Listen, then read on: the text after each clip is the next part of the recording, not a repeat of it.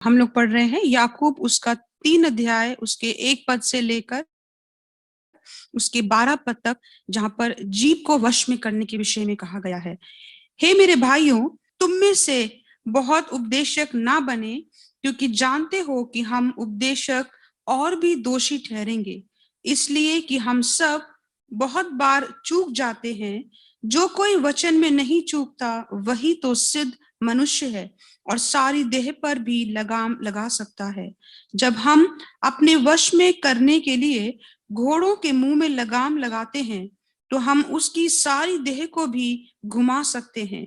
जैसे जहाज भी यद्यपि ऐसे बड़े होते हैं और प्रचंड वायु से चलाए जाते हैं, तो भी एक छोटी सी पतवार के द्वारा माझी की इच्छा के अनुसार घुमाए जाते हैं।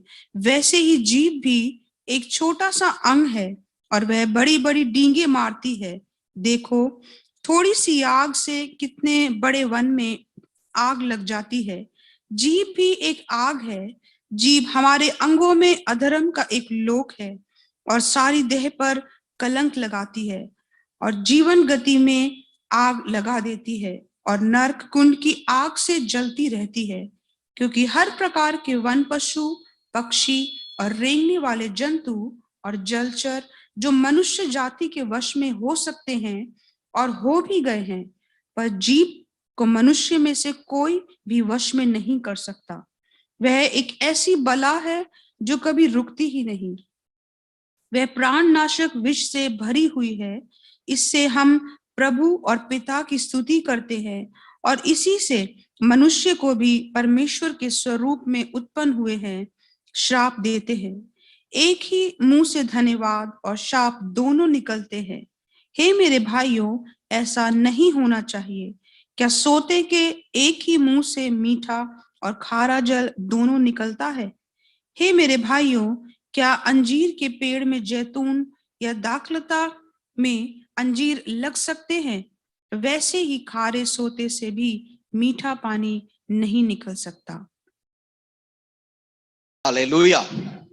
याकूब अपने इस पत्री में जुबान के बारे में एक नहीं अनेकों बार बोलता है और आखिरी में मैं उन वचनों को आपके सामने रखूंगा और बहुत ही गंभीर विषय है। अगर हम पढ़ते हैं याकूब उसका 1 और उसका 26वां पद, वहां पर याकूब कहता है, यदि कोई अपने आप को भक्त समझता है, अगर कोई कहता है कि मैं भक्त हूं और अपनी जुबान पर लगाम ना दे, अपनी जुबान को नियंत्रण ना करे, तो वो अपने हृदय को धोखा देता है। उसकी भक्ति कैसी है? व्यर्थ है। कोई लाभ नहीं है उसकी भक्ति से। कितना गंभीर आरोप लगा रहा है। जो कि अपने जुबान को लगाम नहीं देते। वो कहता है कि तुम सोचते हो तुम बड़े भक्ति हो, तुम बड़े ईश्वर के वचनों के अनुसार चल रहे हो, मगर अगर तुम अपने जुबान पर लगाम नहीं दे सकते तो मैं तुम्हें सचेत करता हूं, तुम अपने हृदय में अपने आप को धोखा दे रहे हो और ऐसी भक्ति व्यर्थ है। न केवल याकूब, प्रभु यीशु मसीह भी बहुत ही स्पष्ट शब्द में जुबान को लगाम देने के लिए बात करते हैं। मरकुस रचित सुसमाचार उसका 7 अध्याय और उसके 20 पद में लिखा है, उसने कहा, और क्या कहा उसने, कि जो मनुष्य में से निकलता है वही मनुष्य को अशुद्ध करता है। आप सब जानते हैं कि यहाँ पे खाने के संदर्भ में बात हो रही है, तो यीशु मसीह कह रहा है जो मनुष्य के मुंह के अंदर जाता है वो मनुष्य को अशुद्ध नहीं करता है, पर जो मनुष्य के मुंह से बाहर निकलता है वह मनुष्य को क्या करता है? अशुद्ध करता है। अगर आप पढ़ेंगे मत्ती रचित सुसमाचार उसका 12वें अध्याय पद 36 और 37वां पद, और ये बहुत गंभीर बातें हैं और मैं सोचता हूं एक विश्वासी को इसको बड़े गंभीरता के साथ लेना चाहिए। मत्ती रचित सुसमाचार उसका 12वां अध्याय पद 36 और 37वां पद, और यीशु मसीह वहां पर कहते हैं, मैं तुमसे कहता हूं जो जो निकम्मी बातें मनुष्य कहेगा, जो जो निकम्मी बातें, व्यर्थ बातें, फालतू की बातें, अर्थहीन बातें मनुष्य कहेगा, न्याय के दिन, कलीसिया ध्यान से सुने, न्याय के दिन हर एक बात का मनुष्य को लेखा देना होगा। आप कहेंगे मैंने ऐसे ही कह दिया था, मैंने मजाक में कह दिया था, मुझे नहीं मालूम था, मैंने कह दिया था, मन में आया मैंने बोल दिया। पर परमेश्वर कह रहा है कम ऑन, न्याय के दिन हर एक बात जो तुम्हारे मुंह से निकली है मैं उसके अनुसार तुम्हारा न्याय करूंगा, क्योंकि तू अपने बातों के कारण निर्दोष और अपने बातों के कारण दोषी ठहरता है। हालेलुया।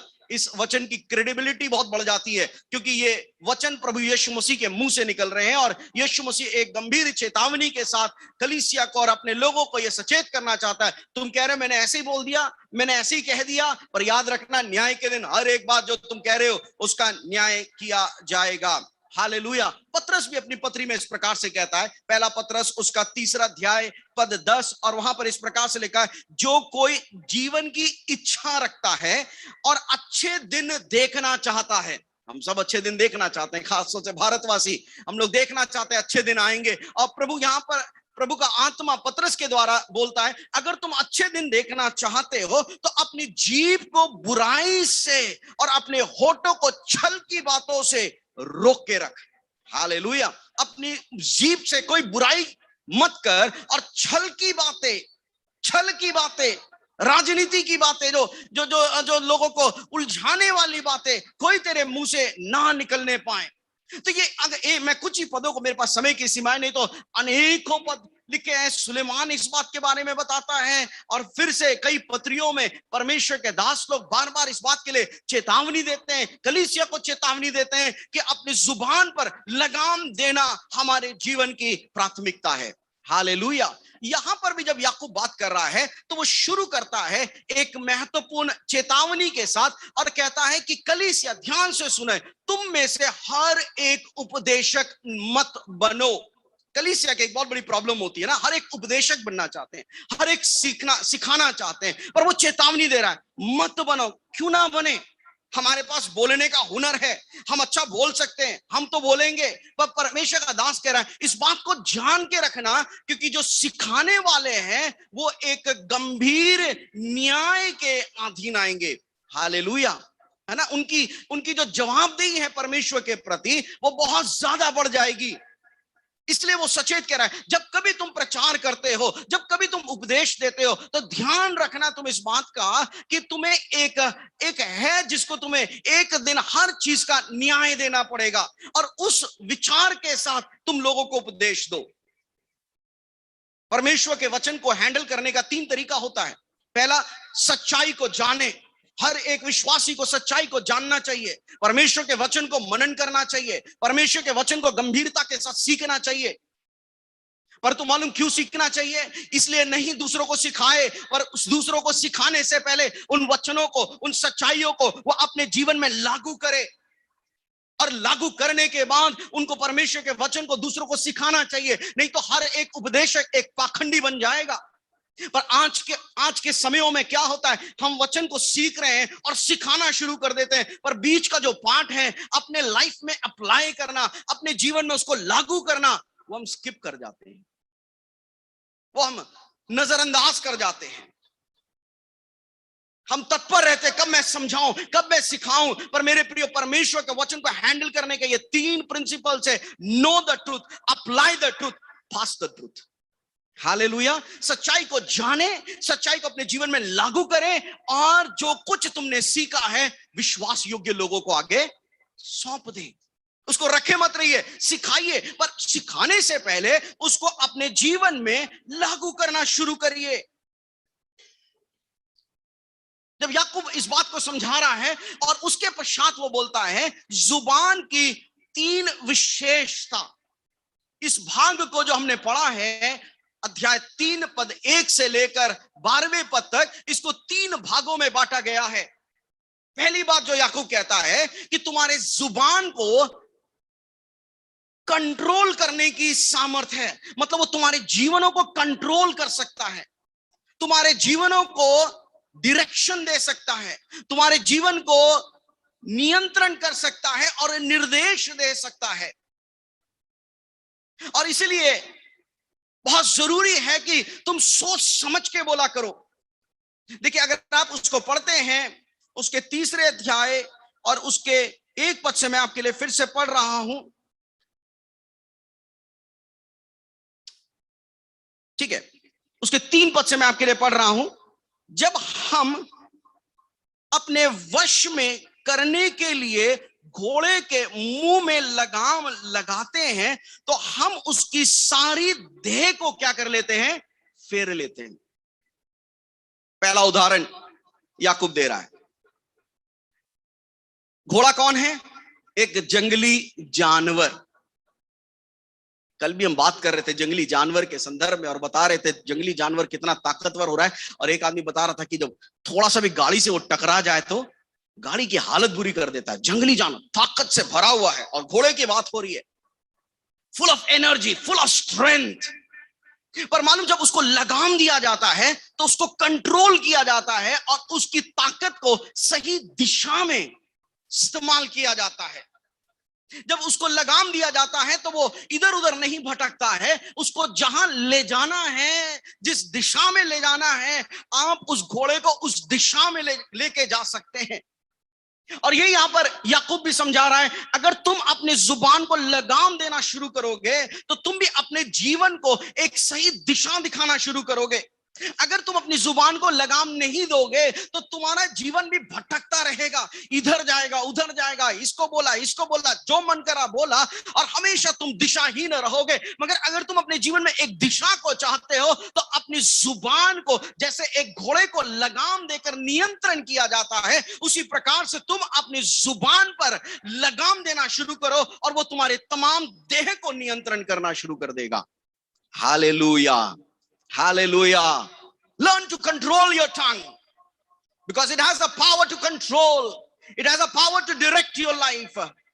अपनी जुबान को लगाम देना सीखे क्योंकि उसके अंदर एक नियंत्रण करने का और एक निर्देश देने की एक सामर्थ्य है। दूसरा उदाहरण क्या देता है याकूब यहां पर? उसके 4 पद में लिखा है, देखो जहाज भी यद्यपि एक कितना बड़ा होता है, वो कितना विशाल होता है, वो प्रचंड वायु में चलता है, विशाल हवाओं के बीच में समुद्र में वो चलता है, तो भी एक छोटी सी पतवार के द्वारा, एक छोटे से पतवार के द्वारा माझी इच्छा के अनुसार उसको क्या कर लेता है, घुमा देता है।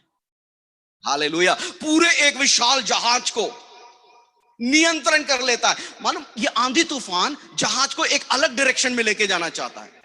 हाँ, ये आंधी तूफान, ये जो विशाल प्रचंड वायु जो समुद्र में निकलते हैं, ये हमेशा जहाज को डायरेक्शन से एक ऑपोजिट डायरेक्शन की ओर लेके जाने का प्रयास करता है। पर माझी जो बैठा है उसके पास एक छोटा सा पतवार होता है। उस पतवार के द्वारा वो उसको उस स्थान में नहीं लेके जाता जहां पर वायु उसको लेके जाना चाहता है, तूफान उसको लेके जाना चाहता है, पर तो वो उस स्थान में लेके जाता है जहां पर माझी उसको ले जाना चाहता। It has a power to direct your life.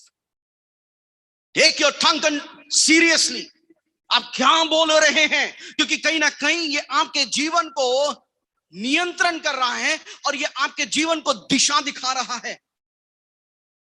आप बड़े बड़े तूफानों से बच सकते हैं अगर आप अपने जुबान को लगाम देना शुरू करेंगे। आप भयानक हानिकारक से बच सकते हैं अगर आप अपनी जुबान को सही दिशा दिखाना शुरू करेंगे। सुलेमान अपनी बुद्धि में जब नीति वचन को लिखता है तो इस प्रकार से कहता है, उसके 18वें अध्याय के उसके 21वें पद में, जीव के वश में मृत्यु और जीवन दोनों होते हैं। किसके वश में?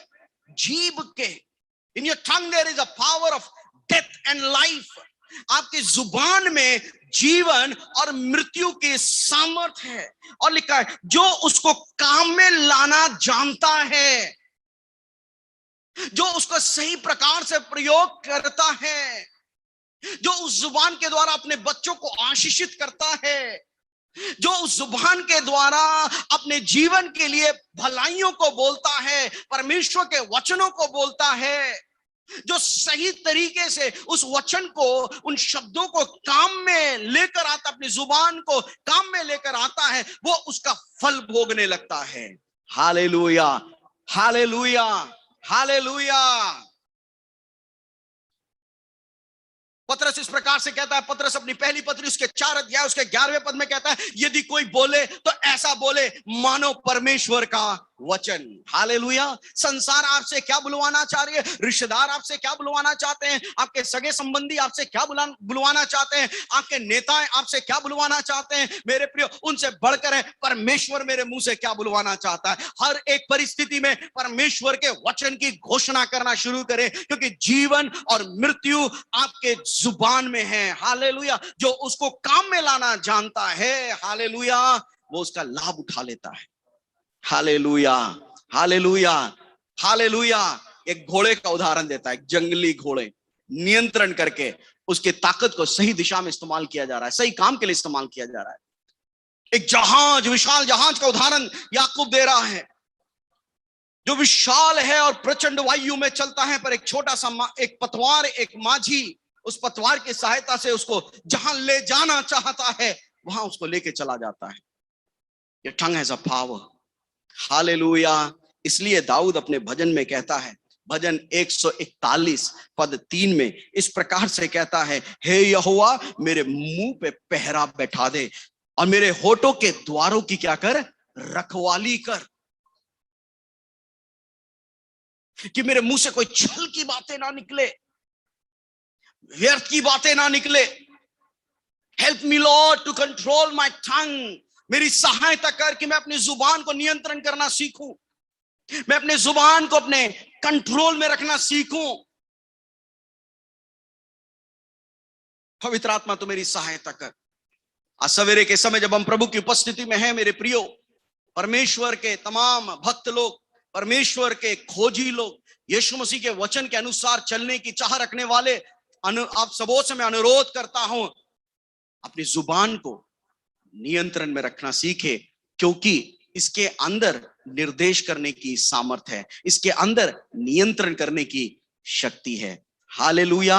दूसरी बात याकूब कहता है कि ना केवल इसको कंट्रोल करने की ताकत है, ना केवल इसको डायरेक्ट करने की ताकत है, ना केवल इसको नियंत्रण या निर्देश करने की ताकत है, पर इसको विनाश करने की भी क्या है, ताकत है। It has a power to destroy, it can destroy.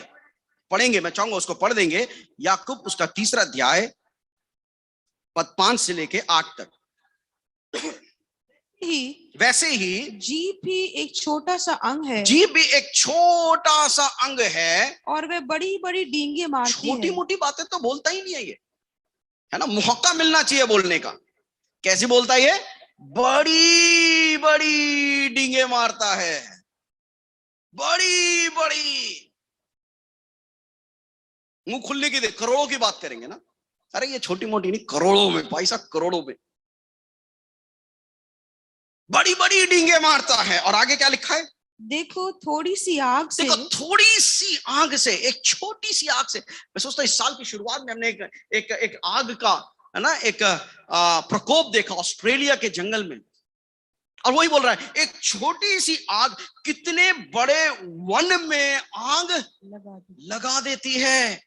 वो छोटा सा ही तो आग था, एक छोटी सी तो चिंगारी थी, और हम छोटी सी तो बात है, छोटा सा ही तो मजाक था, छोटी सी तो बुराई करी है मैंने, पर परमेश्वर का वचन कह रहा, मालूम ये छोटी सी चिंगारी, ये छोटा सा आग, यहां करो, एक बड़े से बड़े वनों को क्या कर देती है, ये जला देती है। और लिखा है जीभ भी एक आग है, ये भी एक आग का काम करती है। जीभ हमारे अंग का में अधर्म का एक लोक है, और सारी देह को कलंक लगा देती है। इस जीभ ने मालूम नहीं कितने घरों को बर्बाद कर दिया। एक दिन मैं एक आर्टिकल पढ़ रहा था, व्हाट डिस्ट्रॉयज द चर्च, कलीसिया को क्या बर्बाद कर सकता है। तो मैं सोच रहा स्वभाव होगा, और मैं सोच रहा था ना अन्य बातें होंगी जो कलीसिया को बर्बाद कर सकते। तो पहला पॉइंट यही था, जुबान, backbiting, that has destroyed mega churches, बड़े बड़े कलीसिया को उसने नष्ट कर दिया। क्योंकि दुष्ट को मालूम है बाहर से प्रहार करने से ये लोग झुकने वाले नहीं है, पर अंदर ही अंदर, है ना, वो जीभ, वो चिंगारियां, वो खाना पूसी, वो बदनामी, वो एक दूसरे पे दोष लगाना, वो एक दूसरे की कमियों को देखना, छोटी छोटी चिंगारियां, पर याद रखिए वो उसका परिणाम क्या होता है। शायद झटके से आपको उसका परिणाम नहीं दिखाई देगा, पर धीरे धीरे धीरे धीरे जैसे एक वन में वो आग फैल जाती है, उसी प्रकार से सब कुछ नष्ट कर देता है। अधर्म का एक लोक है ये जीव, नरक कुंड का एक भाग है ये जीव। It has the power to destroy. और दूसरा क्या उदाहरण देता है? जी हाँ, उसके 7वें पद पढ़ दीजिए।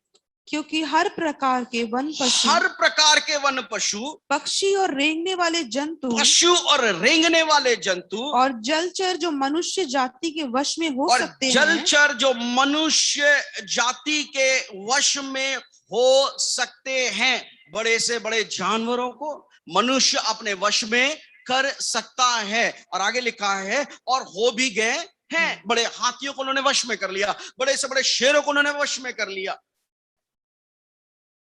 खूनकार जानवरों को उन्होंने वश में कर लिया। पिछले दिनों में एक डॉक्यूमेंट्री देख रहे थे, हम देख रहे थे बच्चे सांप को पकड़ रहे हैं, बड़े बड़े विशाल सांप, कोबरा को वो कंट्रोल कर रहे हैं, भयानक सांपों को। परमेश्वर का वचन कह रहा है या ये पॉसिबल है, वश में कर सकते हैं। पर आगे क्या लिखा है?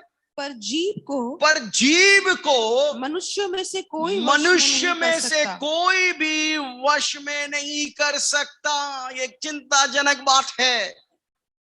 जानवरों को वश में कर सकते हो, इंसानों को वश में कर सकते हो, एक देश को वश में कर सकते हो, एक ऑफिस को अपने वश में कर सकते हो। पर परमेश्वर का दास चेतावनी देता है कलीसिया को और कहता है एक जुबान को नियंत्रण करना ये सबकी बस की बात नहीं है। एक जुबान को वश में करना ये आसान काम नहीं है, आसान काम नहीं है। आगे क्या लिखा है? वह एक ऐसी बला है, वह ऐसी बला है। अपनी जुबान निकालना जरा और बोलना ये बला है, बला है ये, जो कभी रुकती ही जो नहीं, कभी रुकती नहीं है, रुकती नहीं है भैया। वह प्राण नाशक विष से भरी हुई है। वो प्राण नाशक विष से क्या है? भरी हुई है। You know poisons are very deceptive. धीरे से लगता है, पता नहीं चलता, धीरे धीरे धीरे उसका असर क्या होने लगता है? दिखने लगता है। That's what the tongue does. हमने कितने को विश्वास को, कितने की सेवाओं को, कितने के जिसको कहना चाहिए, जहां हमको लोगों को एनकरेज करना चाहिए था, जहां हमको लोगों को है ना तसल्ली देना चाहिए था, पर हमने क्या कर दिया? एक विष का काम। और लिखा है धीरे धीरे वो फैलने लगता है, विष के समान है। मैं जानता हूं ये कठोर शब्द है, पर यह वचन की सच्चाई है, आप इसको नकार नहीं सकते। It has a power to destroy. जैसे एक आग वन को बर्बाद कर देती है, और एक विष, एक छोटा सा विष, एक छोटा सा डंक एक व्यक्ति को नष्ट कर सकता है, उसी प्रकार से है ये जुबान भी। जो मैंने वचन पहले कोट किया था, फिर से मैं याद दिलाना चाहता हूं कि आपके जुबान में जीवन और क्या है? मृत्यु है। नीति वचन उसका 26वें अध्याय उसका 20 और 21वें पद को पढ़ देंगे। Proverbs chapter 26 verse 20 and 21। जैसा अंगारों में कोयला, जैसे अंगारों में कोयला और आग में लकड़ी होती है, और आग में लकड़ी होती है, वैसे ही झगड़ा बढ़ाने के लिए, वैसे ही झगड़ा बढ़ाने के लिए झगड़ालू होता है। झगड़ालू होता है। 20 पद पढ़ा। जैसे लकड़ी ना होने से आग बुझती है, जैसे लकड़ी ना होने से आग क्या हो जाती है? बुझ जाती है ना।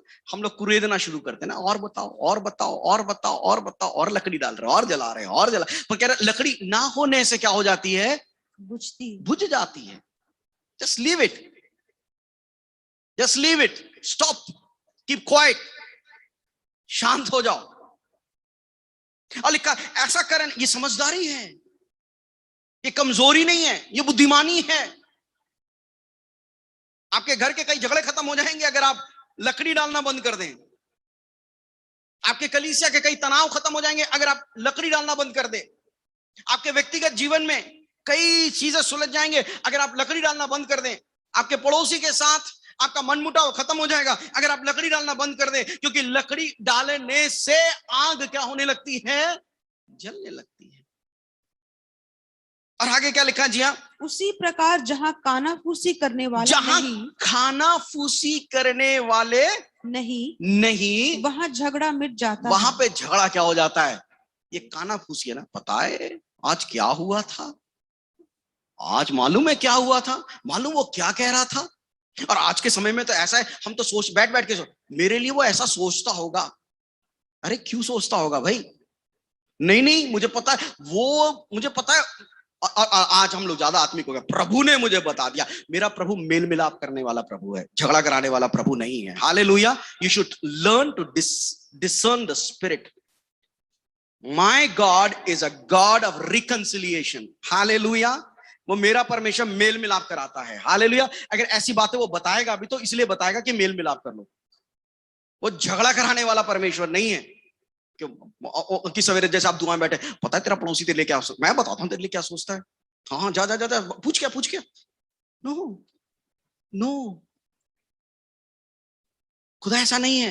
हम बैठे बैठे सोच रहे हैं भैया, हम बैठे बैठे सोच रहे हैं और उसको फिर एक आंख के रूप में दुष्ट इस्तेमाल कर रहा है। वो ऐसा बोल रहा है, वो ऐसा सोचता होगा, वो ऐसा कह रहा है, उसके लग रहा है, मुझे ये लग रहा है। अरे लग रहा है तो जाके बात करो सीधा एंड फिनिश इट। क्योंकि कानाफूसी नहीं है तो वहां पे झगड़े नहीं होते हैं। जहां पर बहुत बातचीत होती है वहां पे लिखा वहां पर पाप होता है। और याद रखिएगा, it has a power to destroy relationships. ये संबंधों को नष्ट कर देता है। अच्छे अच्छे संबंधों को इसने नष्ट कर दिया। One of the greatest blessing I consider in my life after my salvation, after my ministry, after my family is people. एक सबसे बड़ी आशीष मैं अपने जीवन में समझता हूं, उद्धार के बाद, सेवा के बाद, परिवार के बाद, वो है लोग। और इसलिए मैं कभी लोगों से झगड़ा नहीं करता। You will rarely listen that I have a dispute with any people. I treasure them no matter वो मुझे कितना हर्ट करे, कितना मुझे परेशान करे, because this is the one of the beautiful blessing I have received from the Lord, our people. सबसे खूबसूरत आशीष जो परमेश्वर ने मुझे दी है वो है लोग। Treasure it. दुश्मन ना बनाए, दुश्मन ना बनाए, लव देम। कल भी कितने खूबसूरत मीटिंग था, है ना? आई डोंट नो आप में से कई लोग मैंने देखा ज्वाइन किए थे, and the man of God was telling the one way that tells you that you love God, एक तरीका है जिसके द्वारा पता चलता है कि आप परमेश्वर से प्यार करते हो, is when you start loving others. जब आप दूसरों से क्या करने लगते हो? प्यार करने लगते हो unconditionally. Start doing this. Start doing it. कुलोसियों की पत्री उसका 4 अध्याय और उसका 6 पद इस परेशानी का समाधान बता रहा हूं। एंटीबायोटिक क्या कहते हैं? एंटीडोट। कुलोसियों की पत्री उसका 4 अध्याय उसका 6 पद। तुम्हारा वचन सदा अनुग्रह सहित, तुम्हारा वचन सदा अनुग्रह सहित और सलोना हो कि तुम्हें हर मनुष्य को, चाहे वो छोटा हो, बड़ा हो, अमीर हो, गरीब हो, कैसा भी क्यों ना, हर एक मनुष्य को, चाहे आप होटल में जा रहे हो, चाहे आप सब्जी वाले से बात कर रहे हो, हर एक मनुष्य से कैसे? उचित रीति से उत्तर देना आ जाए। Fill your heart with love. Season it with salt. नीति वचन उसका 17वां अध्याय उसका 27वें पद को भी पढ़ देंगे। Proverbs chapter 17 verse 27. नीति वचन उसका 17वां अध्याय उसका 27वां पद।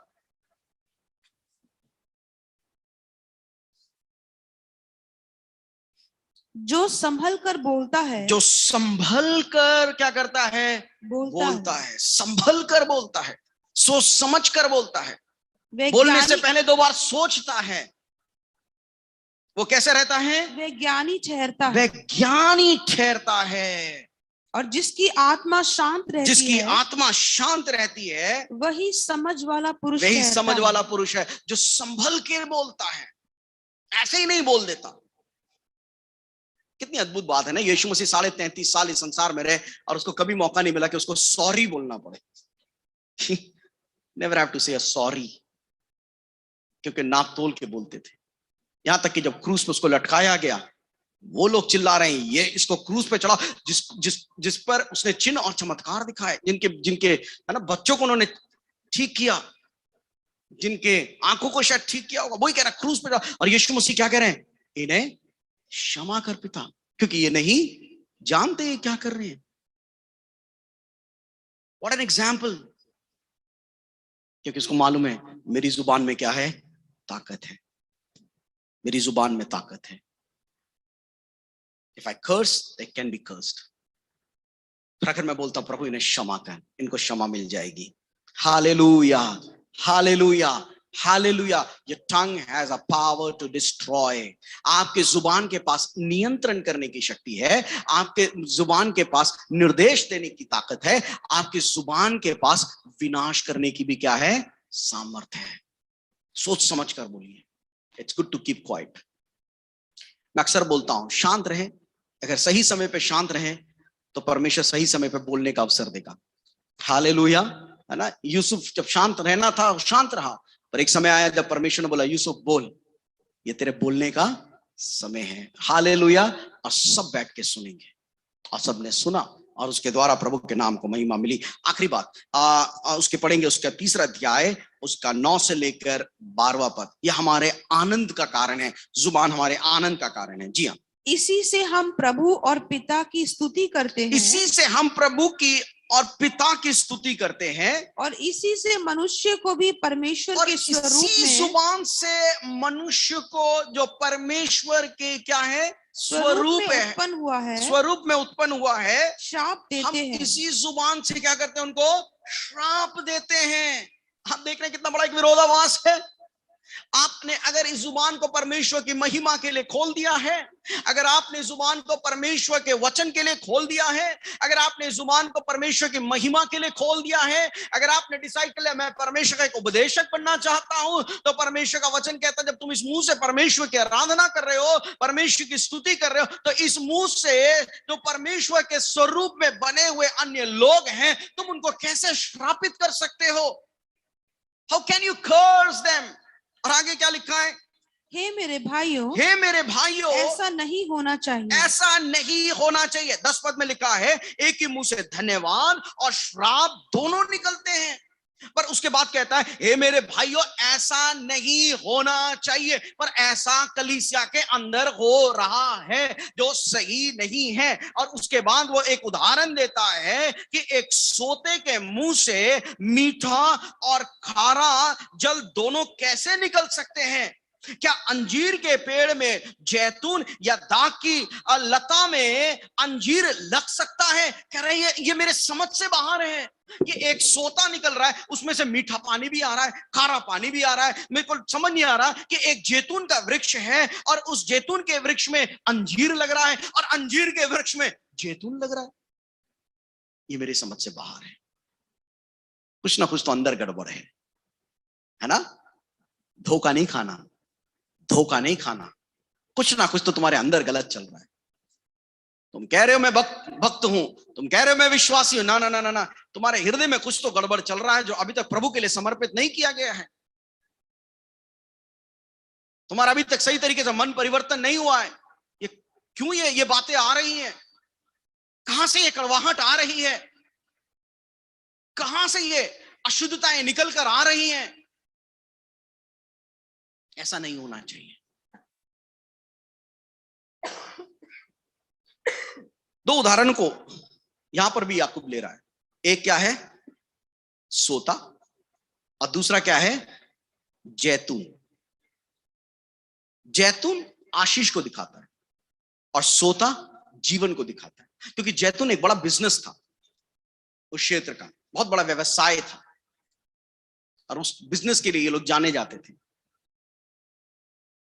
तो एक आशीष के रूप में ये जैतून को दिखाया जा रहा है। और दूसरा क्या है? सोता। सोता क्या है? जीवन, जहां से जीवन निकलता है। तो प्रभु का दास याकूब क्या कहना चाहता है? तुम्हारा जुबान क्या होना चाहिए? आशीष। और तुम्हारी जुबान में क्या होना चाहिए? जीवन। तुम्हारे मुंह में श्राप नहीं होना चाहिए, तुम्हारे जीवन में मृत्यु नहीं होना चाहिए। तुम्हारे जुबान में क्या होना चाहिए? ब्लेसिंग्स। देखिए याकूब क्या, नीति वचन का लेखक क्या कहता है? नीति वचन उसका 18वां अध्याय और उसका 4 पद, मनुष्य के मुंह के वचन गहरे जल और उमड़ने वाली नदी बुद्धि के सोते हैं। और उमड़ने वाली नदी बुद्धि के क्या होते हैं? सोते हैं। हालेलुया, है ना। जब हम मुंह खोलें, बुद्धि की बातें निकले, मूर्खता की नहीं, बुद्धिमानियों की बातें।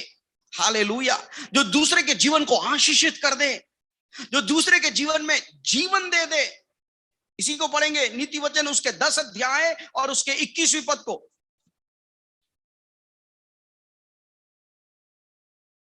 धर्मी के वचनों से बहुतों का पालन पोषण होता है। धर्मी के वचन से बहुतों का पालन पोषण होता है।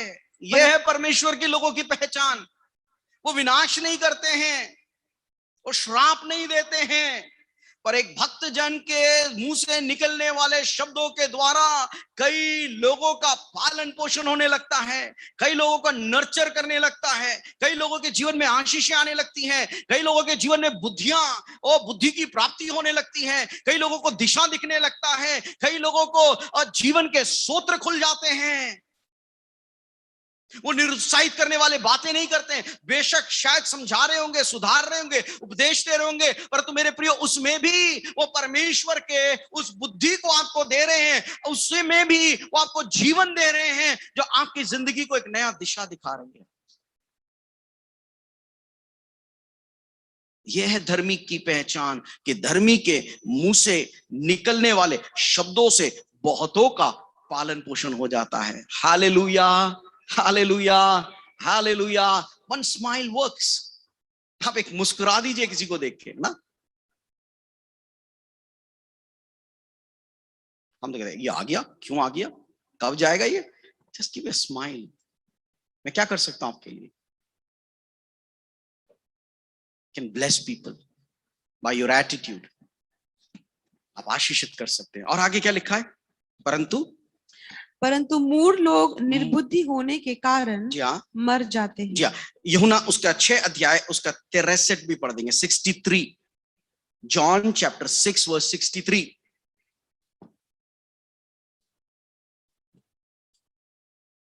आत्मा तो जीवनदायक है, हाँ, शरीर से कुछ लाभ नहीं। हाँ, जो बातें मैंने तुमसे कही है, यीशु मसीह कह रहे जो बातें मैंने तुमसे कही हैं, जो बातें, जो मेरे मुंह से बातें निकली हैं, जो बातें मैंने तुमसे कही हैं, वह क्या है? वे आत्मा है, आत्मा है और जीवन। और वो कैसा है? जीवन है। It has life. My words have life, receive it. मेरे वचनों को ले लो। इसलिए मैं कहता हूं प्रभु के वचनों को बोलिए, बदनामी मत करिए, कानाफूसी मत करिए, विनाश का कारण मत बनिए, अधर्म को मत फैलाइए। Spread life, spread wisdom. Hallelujah, hallelujah. जीवन को देना शुरू करिए।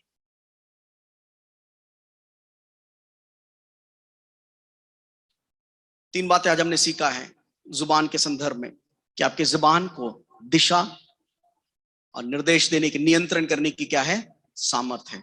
दूसरी बात मैंने आपको बताया, आपकी जुबान में विनाश करने की क्या है? ताकत है। आपकी जुबान में आशीष और जीवन का क्या है? सोता है। Hallelujah. That is the way we need to use our टंग।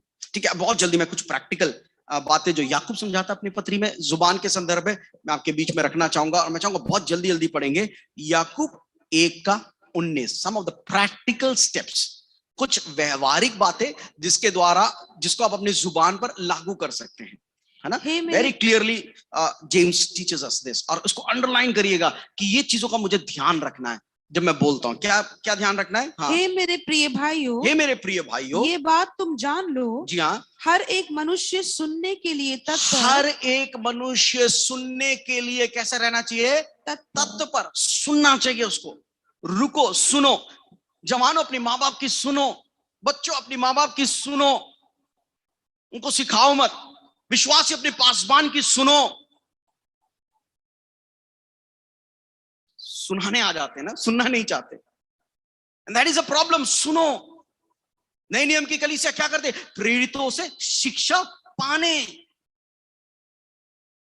कौन थे प्रेरित? मछुआरे थे। कौन शिक्षा पा रहे थे? ज्ञानवान पा रहे थे, because they can see the anointing of the Lord upon them, क्योंकि वो परमेश्वर के अभिषेक को उनके ऊपर देख रहे थे, परमेश्वर के अनुग्रह को उनके ऊपर देख रहे थे। बट क्या कर रहे थे? सुन रहे थे। और सुनने में क्या थे? वो तत्पर। I want to listen, teach me। और बोलने में कैसा होना चाहिए? धीरे, आराम से, स्लो। जब पूछा जाए तब बोलो। और क्रोध करने में कैसे? धीमा, धीमा। That is one of the practical aspect how you should talk. I'm telling you, आप एक बहुत बड़ा डिफरेंस ला सकते हैं अपने लाइफ में। आप बहुत बड़ा, नहीं तो आप वनीले पशु के समान रहेंगे, इधर उधर उधर इधर। But if you can teach, अगर आप सिखा सकते हैं मुझे कब बोलना है, कितना बोलना है, या बोलना है या नहीं बोलना है। और दूसरी बात, उसका 4 अध्याय का 11वां पद, हे भाइयों, हे भाइयों, एक दूसरे की बदनामी ना करो। एक दूसरे की बदनामी मत करो। Second thing, refuse this thing. एक कमिटमेंट ले, मुझे किसी को बदनाम नहीं करना है, मुझे किसी के बारे में कोई भी बातें नहीं बोलनी है। अगर बहुत ज्यादा रिक्वायर्ड है, या but do it in a right way. पर वचन में लिखा है, do not tremble down others. दूसरों की बदनामी मत करो। बैठ के क्या चल रहा है वहां पर, क्या हो रहा है वहां पे, shut up please, for God's sake. शैतान के लिए एक आसान हथियार मत बनिए। और वहां पे लिखा है, एक दूसरे को बदनाम ना करो। और आगे क्या लिखा है? जो अपने भाई की बदनामी करता जो अपने भाई की बदनामी करता है, या भाई पर दोष लगाता या भाई पर दोष लगाता है, वह व्यवस्था की बदनामी करता वह व्यवस्था की बदनामी करता है, और परमेश्वर के वचन की बदनामी करता है, और व्यवस्था पे क्या लगाता है? वो दोष लगाता है। आगे, और यदि तू व्यवस्था पर यदि दोष तू लगाता है, व्यवस्था पर दोष लगाता है, तो तू व्यवस्था पर चलने वाला नहीं, तू यह व्यवस्था पर चलने वाला नहीं, पर उस पर तू उसके ऊपर अधिकारी बनने की कोशिश कर रहा है। तू उसके ऊपर हाकिम बनने का प्रयास कर रहा है। Don't do that. Do not tremble anyone. Do it in a right way. अगर आपको सिखाना है, लेकिन अगर कोई गलती करता है तो उसको अकेले में जाके समझाओ, है ना। अकेले में जाके बात करो, just talk personally। नहीं तो फिर दूसरे जन को लेके जाओ, नहीं तो फिर कलीसिया के सामने बोलो। That is the last stage, ताकि दूसरों के अंदर भय आ जाए। Do not have the right motive। दूसरों को विनाश मत करिए, नहीं तो आप व्यवस्था के ऊपर अपने अधिकार को बना रहे हैं।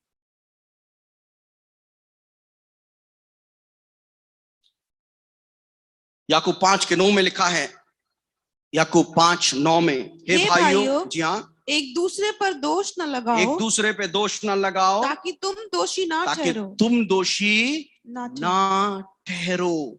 B careful. Some of the practical aspect I am telling you. आप बोलने से पहले मत बदनाम करो, मत दोष लगाओ। सुनना सीखो, सुनना सीखो। Have a desire to listen. 5:12 पढ़ देंगे।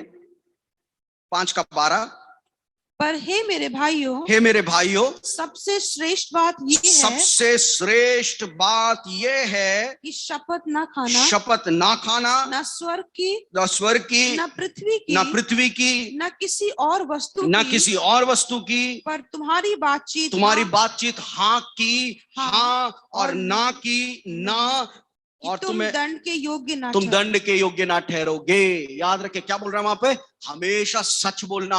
अगर तुमने बोल दिया हाँ मैं करूंगा तो मुझे करना है, अगर मैंने बोल दिया ना मैं करूंगा तो मैं नहीं करूंगा। Let your yes be yes and let your no be no. जब मुंह खोलते हैं सच बोले, कंफ्यूजन में नहीं बोलेगा। करना है तो कर लो, नहीं करना है तो मत करो, पता नहीं ये, know that is not from the Lord. तुम्हारा हाँ हाँ होना चाहिए, तुम्हारा ना ना होना चाहिए, और बीच में से जो भी निकल के आता है वो परमेश्वर की ओर से नहीं है। Speak the truth, speak the big commitment.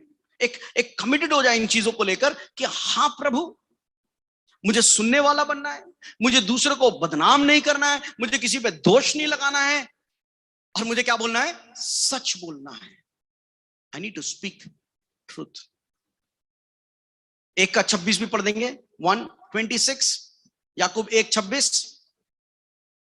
यदि कोई अपने आप को भक्त समझे, यदि कोई अपने आप को भक्त समझे और अपनी जीभ पर लगाम न दे, और अपनी जीभ पर लगाम ना दे, पर अपने हृदय को धोखा दे, तो अपने हृदय को धोखा दे, तो उसकी तो उसकी भक्ति व्यर्थ है। तो चौथी बात क्या कह रहा है, कंट्रोल योर टंग, है ना। 4 बातें मैंने आपके बीच में रखा है। पहला क्या है, सुनने में क्या होना चाहिए, तत्पर, बोलने में धीर, क्रोध करने में धीमा। दूसरी बात क्या मैंने बताया है, दूसरों को बदनाम मत करो, दूसरों पे दोष मत लगाओ। तीसरी क्या बात मैंने बोली है, तुम्हारा हाँ हाँ होना चाहिए और तुम्हारा ना ना होना चाहिए। बी कमिटेड, मैंने कह दिया हाँ तो हाँ है। चौथी बात क्या, कंट्रोल योर टंग, अपनी जुबान को हमेशा नियंत्रण में रखो। आखिरी बात, उसके 3 अध्याय और उसका 8वां पद, पर जीभ को मनुष्य में से कोई वश में नहीं कर सकता। जीभ को मनुष्य में से कोई भी वश में नहीं कर सकता। इसकी फितरत ही ऐसी है, ये तो बोलना ही चाहेगा, ये तो बकड़ बकड़ करना ही चाहेगा, कोई इसको वश में नहीं कर सकता। वो व्यक्ति भी जिसने जानवरों को वश में कर लिया, जीव जंतुओं को वश में कर लिया, वो भी अपनी जुबान को वश में नहीं कर पाया। मालूम आपको क्या करना चाहिए, अपनी जुबान को परमेश्वर के हाथों में समर्पित कर दो। Surrender your tongue, surrender your tongue.